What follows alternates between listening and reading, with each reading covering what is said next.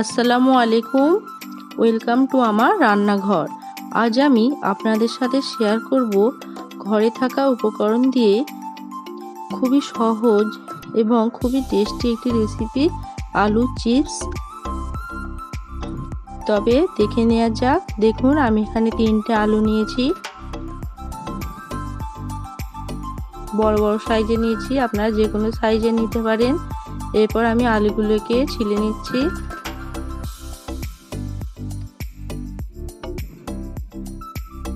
আলুগুলো আমি এইভাবে 3টে আলু ছিলে নেব।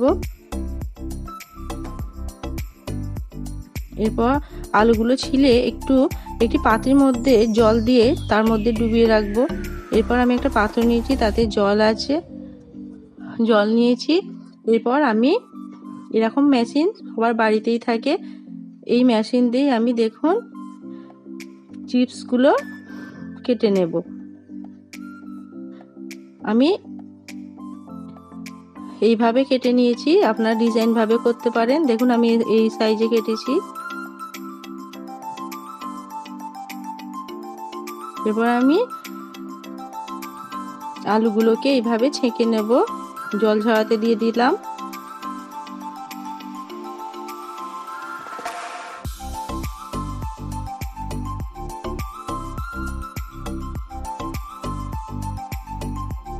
জলটা ঝরে যাওয়ার পর এইভাবে আমি একটা তোয়ালে নিয়েছি, তোয়ালের উপর সব কটা বিছিয়ে নেব আলুগুলো, যেন সব কটা একটু শুকিয়ে যায়। আর রোদে দেওয়ার চেষ্টা করবেন না, এইভাবে শুকানোর চেষ্টা করবেন এবং ফ্যান থাকলে ফ্যান চালিয়ে দেবেন।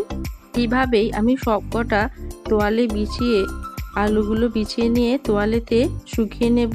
ততক্ষণ শুকাতে থাক, 20 থেকে 25 মিনিট শুকিয়ে নেব। ততক্ষণ আমি মশলাগুলো তৈরি করে নিচ্ছি। এগুলো আমি চিপসে দেব। দিয়েছি কাশ্মীর লাল লঙ্কা, সামান্য চিনি, বিট নুন, রেগুলার নুন, চাট মশলা, এগুলো দিয়ে আমি মশলা তৈরি করে নেব চিপসের। এরপর আমি আলুগুলো পেপার টাওয়ালে এইভাবে একটু শুকিয়ে নিচ্ছি, এরমভাবে চেষ্টা করে নেবেন। এরপর আমি একটা কড়াই তেল নিয়েছি, তেলটা গরম হয়ে গেছে। দেখুন আমি আলু চিপসগুলো এইভাবে দিয়ে ভেজে নিচ্ছি। তেলটা ভালোই কড়াভাবে গরম করবেন। দেখুন প্রায় ভাজা ভাজা হয়ে এসছে। আমি লাল লাল করে ভেজে নেব, আপনারা চাইলে সাদাও রাখতে পারেন।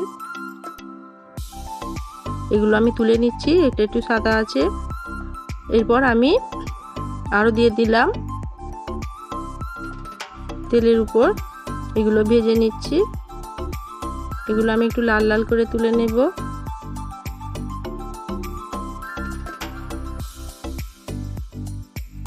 Chips ready. দেখুন আপনারা বাড়িতে বানিয়ে নিতে পারেন। আমি এখানে মশলাটা মাখিয়ে নিয়েছি চিপসের উপরে। প্রতিদিনের মতো আমার এই রেসিপি ভালো লাগলে লাইক শেয়ার করবেন এবং সাবস্ক্রাইব করে নেবেন, বেল আইকন ক্লিক করে নেবেন নতুন নতুন রেসিপি দেখার জন্য। ধন্যবাদ।